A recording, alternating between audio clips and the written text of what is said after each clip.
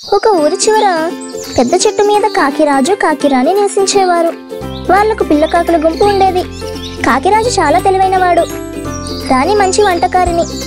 కానీ వాళ్ళిద్దరికీ ఒకే బలహీనత, కొత్త రుచుల వంటకం అంటే ప్రాణం.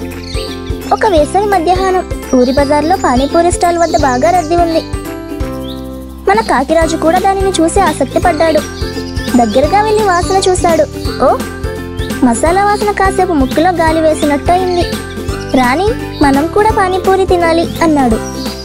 రాణి నవ్వింది. కాకుల కోసం పానీపూరి ఎవరు ఇస్తారు? మన కోసం మనమే చేసుకోవాలి అని అన్నది.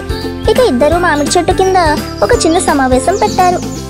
పక్షుల బృందం, గవ్వలు, చిలుకలు, పిచ్చుకలు అందరూ కాకిరాజు వద్దకు వచ్చారు. కాకిరాజు తన ప్రణాళికను చెప్పాడు. మనం మన కోసమే కాకుండా ఊర్లోని అన్ని పక్షుల కోసం పానీపూరి విందు పెడదాం. అందరూ చప్పట్లు కొట్టారు. పానీపూరి సిద్ధం చేసే పని మొదలైంది. పూరీలు తయారు చేయడానికి కాకిరాణి రాగిపిండి, సజ్జపిండి కలిపి చిన్న గుండ్రటి పలుకుల్లా చేసుకుంది. వాటిని ఎండలో ఎండబెట్టింది. పానీ కోసం పుదీనా ఆకులు, కొత్తిమీర, ఉసిరికాయ రసం, కారం, నువ్వుల పొడి కలిపి చల్లటి నీటిలో కలిపింది.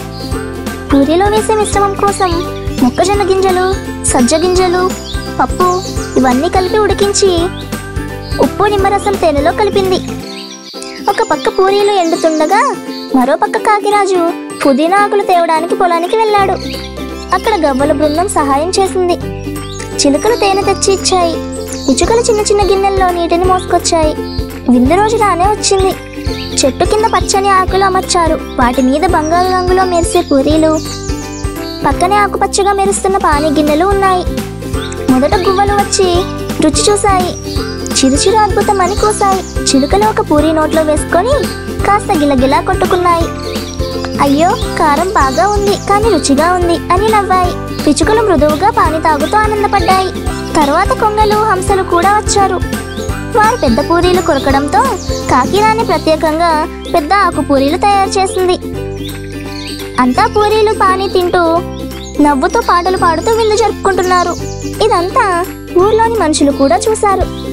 ఇంత క్రమంగా పక్షులు విందు చేసుకోవడం ఎప్పుడూ చూడలేదు అని ఆశ్చర్యపోయారు.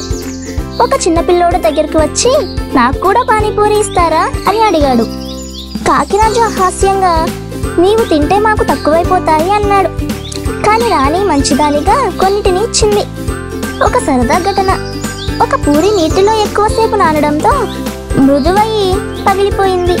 అది తినబోతున్న కాకి పిల్లాడి ముక్కుపై పడి పానీ ముఖమంతా కారిపోయింది. అందరూ కిలకిలా నవ్వారు. ఆ రోజు పిల్లకాకి పేరు పానీ ముఖం అయిపోయింది. అదే రోజు సాయంత్రం విందు ముగిసిన తర్వాత అన్ని పక్షులు కలిసి కాకిరాజు రాణికి ధన్యవాదాలు చెప్పాయి. గువ్వలు పూలమాలలు పెట్టారు. చిలుకలు రంగురంగు ఈకలతో అందమైన కిరీటం తయారు చేసి కాకిరాజుకు పెట్టారు. కాకిరాణి మృదువుగా నవ్వుతూ, మనమంతా కలిసి వంట చేస్తే తినడం కంటే సంతోషం ఎక్కువగా ఉంటుంది అంది. ఆ రోజు నుంచి ప్రతి సంవత్సరం వేసవి కాలంలో పక్షులు పానీపూరి విందు జరగడం ఒక సాంప్రదాయమైంది.